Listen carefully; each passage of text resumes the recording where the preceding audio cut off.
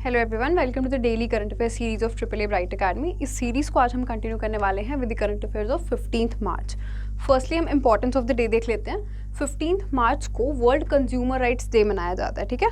15th मार्च को world consumer rights day मनाया जाता है। फर्स्ट टाइम ये 1983 में मनाया गया था। इसमें जो भी कंज्यूमर के राइट्स हैं ना, उसकी अवेयरनेस के लिए ये डे मनाया जाता है। जॉन एफ कैनेडी ने 4 ऐसे कंज्यूमर राइट्स दिए थे जो अभी तक फॉलो होते हैं। फर्स्ट उसमें था टू चूज़ फ्रीली, सेकंड था टू बी हर्ड और हैव अ से, थर्ड था to be informed and fourth था टू सीक रिड्रेसल। मतलब कि आपको चूज़ करने का भी राइट होता था, आपको सुने जाने का, अपनी कोई बात कहने का भी राइट था एज अ कंज्यूमर, आपको इन्फॉर्मेशन लेने का भी एक राइट था, और साथ में आपको कोई भी आपको कुछ चीज़ में कोई प्रॉब्लम लगती है, डिफेक्ट लगता है या कुछ भी प्रॉब्लम होती है, तो उसको रिड्रेस करवाने का भी एक राइट दिया गया था, ठीक है। थीम इसकी थी fair digital finance. Fair digital finance इसकी थीम थी, ठीक है। Who is the author of the novel Tomb of Sand nominated for International Booker Prize. अब इंटरनेशनल बुकर प्राइज़ जो है ना, ये बहुत प्रेस्टिजियस अवार्ड होता है किसी भी राइटर के लिए। तो इसके लिए एक इंडियन नॉवल चूज़ की गई है, टूम्ब ऑफ सैंड। उसके ऑथर का आपसे नाम पूछा गया है, तो उसके ऑथर हैं गीतांजलि श्री।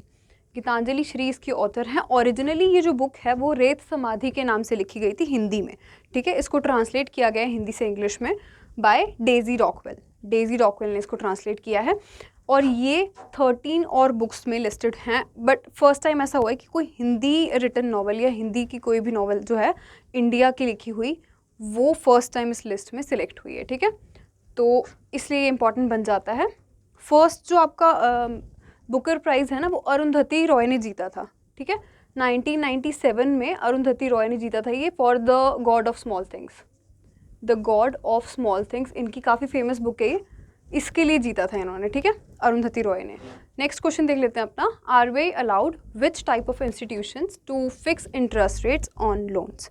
अब यूजुअली आरबीआई हमेशा खुद ही बताता है कि उसने कितने इंटरेस्ट लोन्स किससे चार्ज करने, लाइक बैंक्स को तो वही बताता है, बट अब एक इनमें से कोई इंस्टीट्यूशन है जिसको आरबीआई ने अलाउ कर दिया है कि आप खुद ही अपने जो भी इंटरेस्ट लोन्स हैं उसको आप खुद सेट कर सकते हो। तो किसको बोला गया है? माइक्रो फाइनेंस इंस्टीट्यूशंस को ये पावर दे दी गई है। अब इसमें माइक्रो फाइनेंस इंस्टीट्यूशंस जो हैं, वो पहले ऐसा होता था कि जो माइक्रो फाइनेंस लोन्स होते थे ना, उनकी लिमिट कुछ और होती थी, बट अब वो 3 लाख हो गई है। अब 3 लाख तक की जिसकी भी एनुअल इनकम होगी ना, उनको ये माइक्रो फाइनेंस लोन मिल जाएगा, उसके लिए वो एलिजिबल हो जाएंगे। पहले ये लिमिट क्या होती थी? अगर कोई रूरल एरिया के बोरोअर्स होते थे ना, गांव वगैरह के, उनके लिए एटलीस्ट 1.2 लाख तक की एनुअल इनकम होनी चाहिए थी, और अगर अर्बन के होते थे तो ₹2 लाख तक की उनकी एनुअल इनकम अगर होती थी तो वो माइक्रो फाइनेंस लोन के लिए एलिजिबल होते थे। बट अब अप टू 3 लाख तक की भी अगर किसी की इनकम है तो भी वो माइक्रो फाइनेंस लोन के लिए एलिजिबल हो जाएंगे, ठीक है। तो ये माइक्रो फाइनेंस इंस्टीट्यूशंस को ये पावर दे दी गई है कि अब वो इंटरेस्ट रेट जो है वो खुद सेट कर सकते हैं। नेक्स्ट क्वेश्चन हमारे पास है, where is India's first medical city Indrayani medicity going to set up. India में अभी तक कोई मेडिकल सिटी नहीं थी, तो फर्स्ट जो इंडिया की मेडिकल सिटी है जिसका नाम इंद्रायणी मेडिसिटी है, वो फॉलोइंग में से कहाँ पर होने वाली है? वो सेटअप होने वाली है आपकी महाराष्ट्र में। महाराष्ट्र पुणे में ये सेटअप होने वाली है। इसमें आपकी जो भी स्पेशलाइज ट्रीटमेंट्स होंगी ना, उन सबको अंडर वन रूफ प्रोवाइड करवाया जाएगा, ठीक है। इसमें टोटल आपका जो कॉस्ट लग रही है वो ओवर 10,000 करोड़ रुपीज़ इसमें लगेंगे, और 300 एकड़ के एक लैंड में इसको बनाया जाएगा। मतलब ये एक्चुअली एक सिटी नहीं है, बट एक 300 एकड़ का एक लैंड एरिया है जिसमें ये सब स्पेशलिटीज़, सारी स्पेशल ट्रीटमेंट्स जो हैं उसको प्रोवाइड किया जाएगा। इसमें आपका कोई भी हॉस्पिटल्स होंगे वो, या फार्मास्यूटिकल की जो मैन्युफैक्चरिंग तक होगी ना, जैसे दवाइयों वगैरह की जो प्रोडक्शन होगी वो भी इसी में होगी, वेलनेस होगी, आपकी फिजियोथेरेपी वगैरह, वो सब कुछ एक अंडर वन रूफ उसको प्रोवाइड किया जाएगा, ठीक है। तो वो इस क्वेश्चन को इम्पॉर्टेंट बना देता है। इंद्रायणी मेडिसिटी इस मेडिकल सिटी का नाम है, और ये पुणे महाराष्ट्र में सेटअप होने। तो अब अगला क्वेश्चन हमारे पास है, fourth question, who has been appointed the chairman of Air India. Air India का चेयरमैन किसको अपॉइंट कर दिया गया है? इनमें से एन चंद्रशेखरन को अपॉइंट कर दिया गया है। वो ऑलरेडी आपके टाटा सन्स के, टाटा ग्रुप का जो टाटा सन्स है ना सब्सिडरी, उसके ऑलरेडी ये चेयरमैन हैं। इनको साथ के साथ एयर इंडिया का भी चेयरमैन बना दिया गया है, ठीक है। अब एयर इंडिया को एक्वायर करने के लिए टाटा सन्स ने कितनी पे किए थे? 18,000 करोड़ उन्होंने पे किए थे। उसमें इन्होंने टाटा सन्स ने एयर इंडिया को एक्वायर कर लिया था। एक और न्यूज़ थी कि इल्कर आइची जो हैं इनको अपॉइंट किया गया था MD and CEO of Air India, but इन्होंने उसको डिनाई कर दिया था। क्यों? क्योंकि जो यहाँ की इंडियन मीडिया जो थी उनका कहना था इल्कर आइची का कि इन्होंने एक कलर दे दिया है इस चीज़ को, जिसकी वजह से मैं ये जो पोजीशन है ये नहीं ले सकता। तो अब MD एंड CEO जो हैं एयर इंडिया के, अभी वो डिसाइड नहीं हुए हैं, वो ब्लैंक है पोजीशन, वो अपॉइंट होने हैं। जो चेयरमैन है वो N चंद्रशेखरन अपॉइंट हो चुके हैं। ठीक है, नेक्स्ट क्वेश्चन देख लेते हैं अपना। India signed an agreement to build solar power plant in which island nation?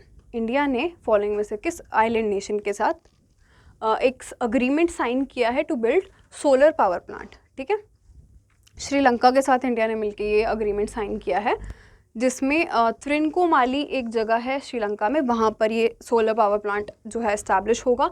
इसकी टोटल कैपेसिटी कितनी है? 100 मेगावाट की सोलर पावर प्लांट होगा ये। ठीक है, और प्रेसिडेंट कौन है श्रीलंका के? गोटाबया राजपक्षा।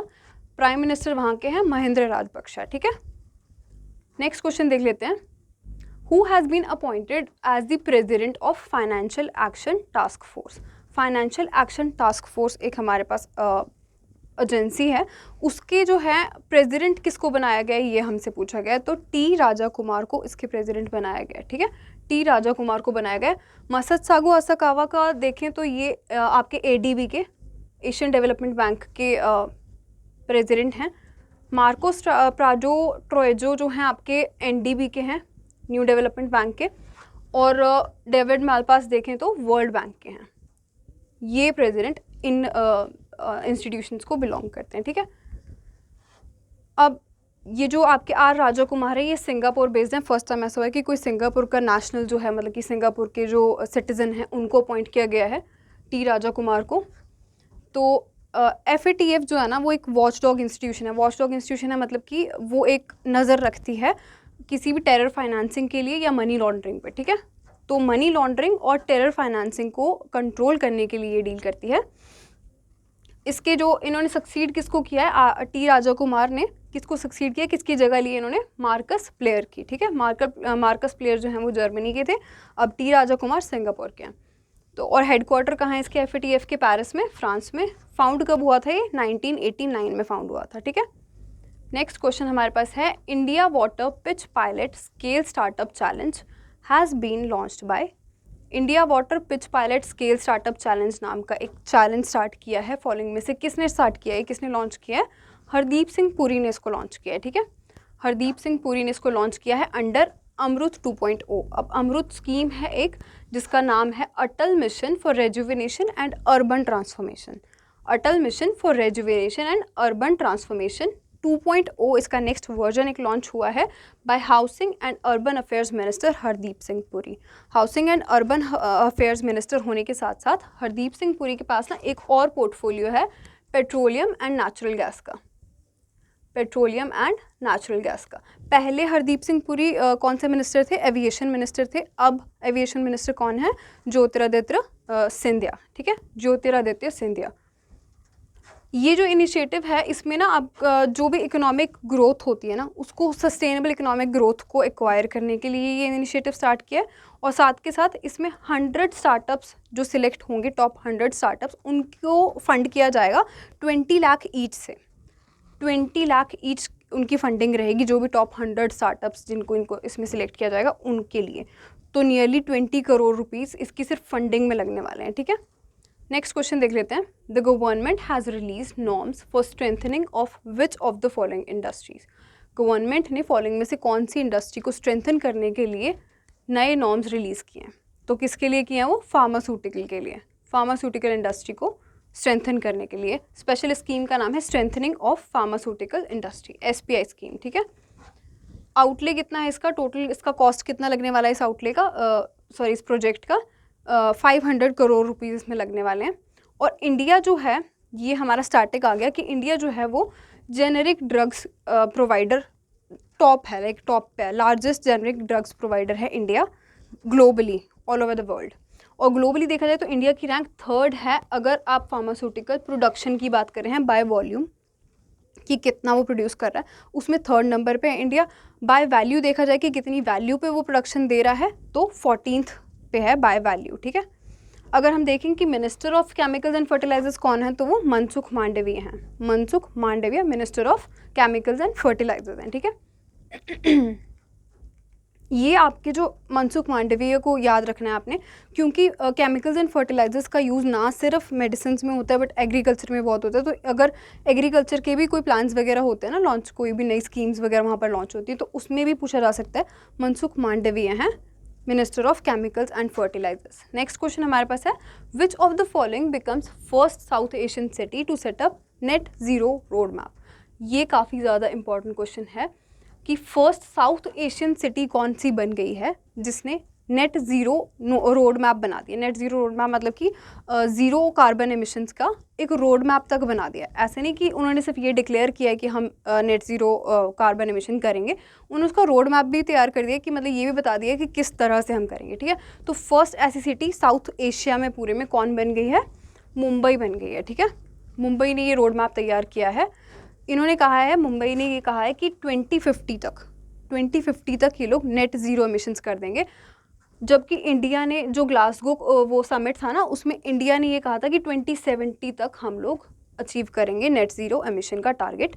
तो 2070 तक ऑल ओवर इंडिया का है टारगेट, और 2050 तक मुंबई ने ये डिक्लेयर कर दिया कि हम 2050 तक कर देंगे, ठीक है। तो ये रिपोर्ट ब्लूमबर्ग द्वारा पब्लिश की गई थी। इसमें इंडिया का गोल 2070 तक का था, ठीक है।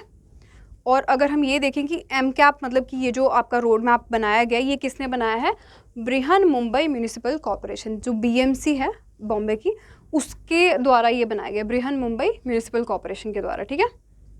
नेक्स्ट हम देख लेते हैं, Ahimsa Vishwa Bharati organisation will establish India's first world peace centre in which city. एक ऑर्गेनाइजेशन है अहिंसा विश्व भारती, उसने डिक्लेयर किया है कि वो वर्ल्ड पीस सेंटर बनाने वाले, फॉलोइंग में से किस सिटी में बनाने वाले हैं, ये पूछा गया। तो ये बनने वाला है गुरुग्राम में, ठीक है। गुरुग्राम हरियाणा में ये बनने वाला है वर्ल्ड पीस सेंटर, ठीक है। और इसको बनाने वाले हैं अहिंसा विश्व भारती ऑर्गेनाइजेशन, जिन्होंने इस्टेब्लिश की है। एम्बेसडर ऑफ पीस भी इनको कहा जाता है। एमिनेंट जैनाचार्य डॉक्टर लोकेश जी इसको इस्टेब्लिश करने वाले हैं। World peace centre will be dedicated to the mental, emotional and character development of the people.